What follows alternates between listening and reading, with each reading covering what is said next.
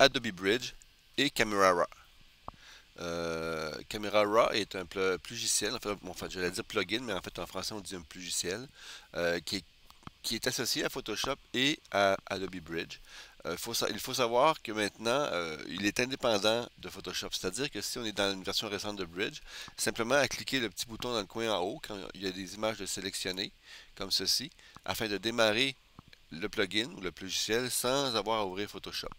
Alors, l'avantage de Camera Raw, c'est un peu comme Lightroom, mais sans Lightroom, donc on n'a pas à avoir deux logiciels ou à gérer deux logiciels. Alors, je sélectionne 8 images ici et j'active Camera Raw.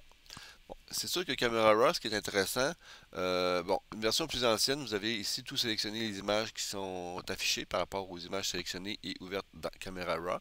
Par contre, dans la nouvelle version, il faut cliquer ici, bouton droit, et faire tout sélectionner. Si on veut qu'il y ait en fait une modification simultanée.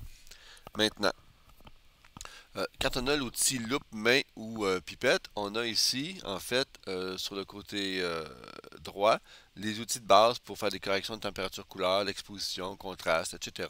Un peu comme on peut faire dans Photoshop, mais indépendant et aussi, sans oublier, simultanément pour l'ensemble des images sélectionnées.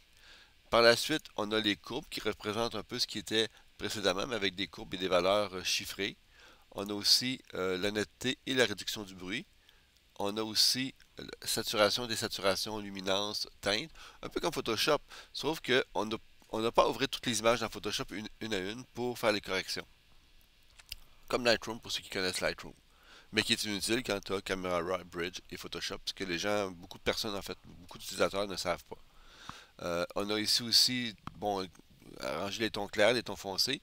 Ici, un peu comme dans Photoshop, comme le logiciel en fait qui permet de faire des corrections au niveau de la perspective et tout ça. On a aussi le FX pour grain et ici vignettage. Alors je peux vous montrer comme ça. Et on voit ici que tout se fait simultanément pour l'ensemble des images avec le triangle qui apparaît.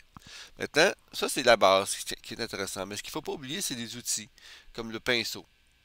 Ici, le pinceau va me permettre, bon, avec le bouton droit, de réduire le format de la brosse. En fait, le pointillé autour, c'est le feather. Et la brosse elle-même, c'est le rond qui a une ligne noire continue. Alors, ça me permet de pouvoir modifier un coin. Là, ça semble plus clair. Mais si je vais voir le panneau à droite, je peux jouer sur la température, la teinte, un peu comme en fait les mêmes options qu'on a quand on a pour l'ensemble de l'image. Sauf que maintenant, ça s'applique simplement à la brosse qui apparaît ici, le point vert. OK. Alors maintenant, je peux jouer sur l'exposition. Très, très, très spécifique. Je peux aussi maintenant rajouter un coin là ici pour que ça se rassemble au niveau du côté gauche et côté droit. Mais je peux très bien aussi faire apparaître le masque. Et là, le masque touche aussi le personnage. Alors, je pourrais faire ici effacer la partie centrale du masque et en jouant sur le contour progressif comme ça pour ne pas toucher le personnage principal au niveau de l'effet. Parce que ma brosse était très grosse. Alors tout ça se passe en effet de flou et donc ça touche pas, il n'y a pas de démarcation, toujours selon le feather ou le contour progressif qu'on applique pour la gestion de nos images. Alors maintenant, je pourrais rendre tout ça, exemple, très flou. Je vais débarquer le masque ici comme ça et je vais mettre le flou, le maximum flou et la clarté aussi au minimum. Alors ici, ça me permet de jouer sur le résultat final de l'image. Alors ce qui est intéressant ici, c'est que tout est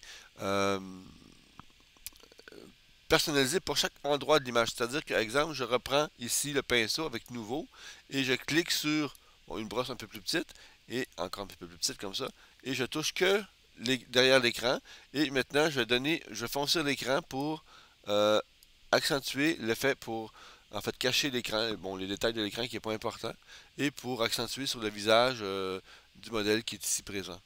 Alors tout ça permet de rendre ça aussi flou. Euh, Regardez si je joue sur la clarté, le flou, ici la netteté. Alors tout est possible pour chaque zone où j'ai créé une brosse spécifique. Alors là encore, je vois le masque ici de cet outil-là. Alors je peux maintenant aussi masquer davantage pour être sûr que l'ensemble du sujet est touché. Et en faisant toujours effacer pour effacer, exemple, le contrôle progressif comme ça pour que ce soit plus précis au niveau pour pas que ça touche le personnage. Alors, c'est un outil puissant. Moi, maintenant, mes retouches, je n'ai fait que par Camera Raw, qui est le logiciel qui vient avec Bridge, et Photoshop, ou indépendant l'un par rapport à l'autre. À votre tour d'essayer.